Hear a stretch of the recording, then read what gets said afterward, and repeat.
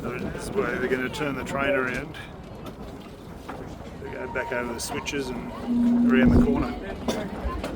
And then back down that way. And then reverse back up in, I would imagine.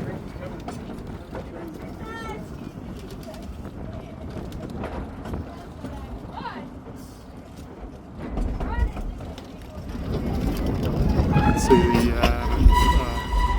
messed it up. There's a little car down there that follows the train up to make sure no spot fires break out.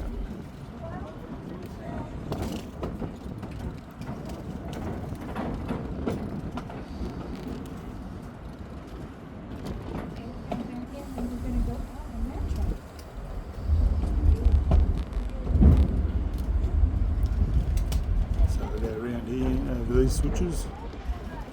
And then back out onto the main trail again.